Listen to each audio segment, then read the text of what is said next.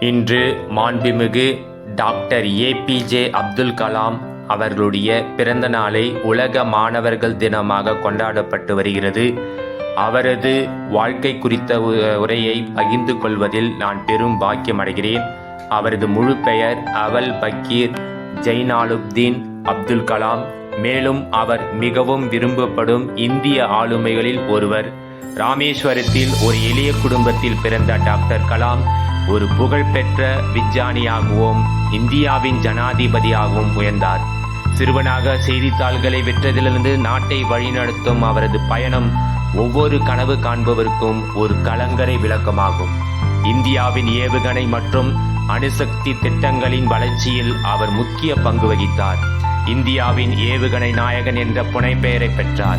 Doctor Kalam எப்போதும் தனது உரைகளால் மாணவர்களை ஊக்குவித்தார். அவர்களை ஆக்கப்பூர்வமாக சிந்திக்கவும் ஒருபோதும் கைவிடாமல் இருக்கவும் வலியுறுத்தினார்.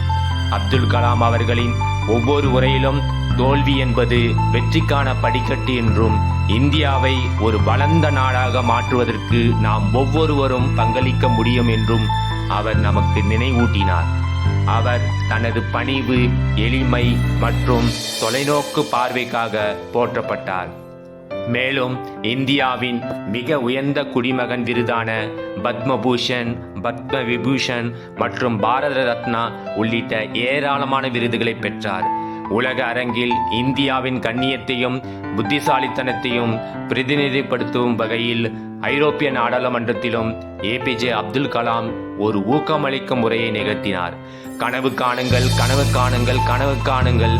கனவுகள் எண்ணங்களாக மாறுகின்றன, எண்ணங்கள் செயலில் விளைகின்றன போன்ற அப்துல் கலாம் அவர்களின் வெற்றிக்கான மேற்கோள்களை எப்போதும் நினைவில் கொள்வோம்.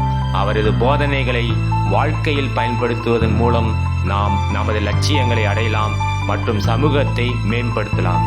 ஜெய்ஹிந்த். நன்றி.